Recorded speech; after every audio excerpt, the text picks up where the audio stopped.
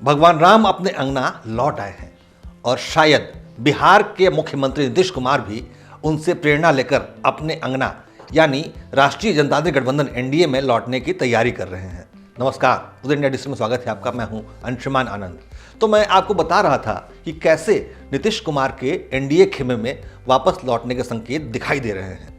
तो नीतीश जी ने पहला काम ये किया कि परिवारवाद पर हमला बोला। ये एक ऐसी दुखती रग है जो कांग्रेस और राष्ट्रीय जनता दल दोनों को समान रूप से दर्द देती है। बिहार के समस्तीपुर में नीतीश कुमार ने बिहार के पूर्व मुख्यमंत्री और अब भारत रत्न स्वर्गीय कर्पूरी ठाकुर के बेटे रामनाथ ठाकुर के सामने कहा कि कर्पूरी जी ने कभी अपने बेटे को आगे बढ़ाने का काम नहीं किया। उन्होंने कभी भी अपने परिवार को आगे बढ़ाने का काम नहीं किया। वो सिद्धांत पर काम करते थे। भारत रत्न कर्पूरी ठाकुर के बेटे के बहाने वंशवाद पर निशाना साधकर नीतीश ने लालू और सोनिया गांधी दोनों को चिढ़ाने का काम किया है, क्योंकि दोनों ने ही अपने अपने बेटों को राजनीति में स्थापित करने के लिए बहुत जद्दोजहद कर रहे हैं। कभी अपने लड़के को नहीं बढ़ाए थे। ऐसे में नीतीश कुमार का वंशवाद के खिलाफ बयान देना पूरे इंडी अलायंस को असहज कर देता है, जो कि इस बात का संकेत देता है कि नीतीश कुमार इंडी अलायंस के साथ अपनी यात्रा समाप्त करने का मन बना चुके हैं। और अब बात करते हैं दूसरे संकेत की तरफ। ये संकेत मिलता है नीतीश बाबू के ट्विटर अकाउंट से। दरअसल बिहार के पूर्व मुख्यमंत्री और समाजवादी नेता स्वर्गीय कर्पूरी ठाकुर को भारत रत्न दिए जाने पर नीतीश कुमार ने रात को 9:14 पर पहला पोस्ट किया, जिसमें भारत सरकार को धन्यवाद दिया गया था।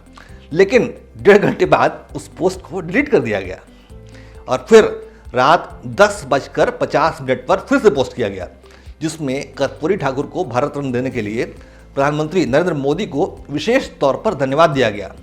नीतीश बाबू की ये भूल सुधार दिखाती है कि वो पीएम मोदी से नज़दीकियां बढ़ाने के लिए आतुर हैं, जो कि ये साफ तौर पर संकेत देता है कि नीतीश कुमार एनडीए खेमे में फिर से एंट्री चाहते हैं। लेकिन बात यहीं तक सीमित नहीं है।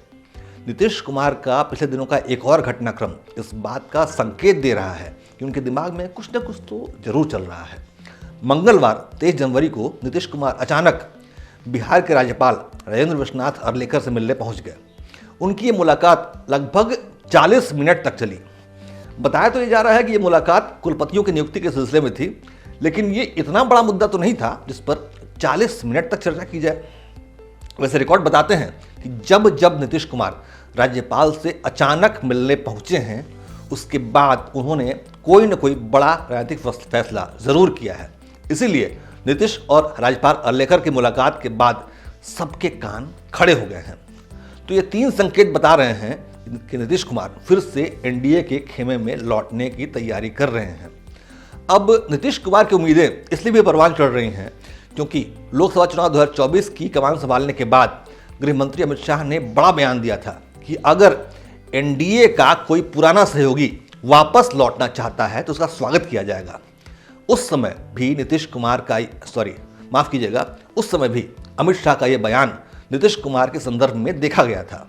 अब आप सोचेंगे कि आखिर नीतीश कुमार क्यों वापस एनडीए में लौटने की तैयारी कर रहे हैं, तो इसका जवाब ये है कि नीतीश कुमार एक सीजन पॉलिटिशियन है। वैसे तो ये बार्गेनिंग में माहिर हैं, लेकिन राम मंदिर निर्माण के बाद जिस तरह से पूरे देश में भाजपा और नरेंद्र मोदी की लोकप्रियता बढ़ी है और पूरे देश में नरेंद्र मोदी सबसे लोकप्रिय नेता के तौर पर उभर कर सामने आए हैं, उसे देखकर नीतीश कुमार ये बहुत अच्छी तरह भांप चुके हैं कि कांग्रेस लेड एनडीए अलायंस का कोई भविष्य अब बचा नहीं है।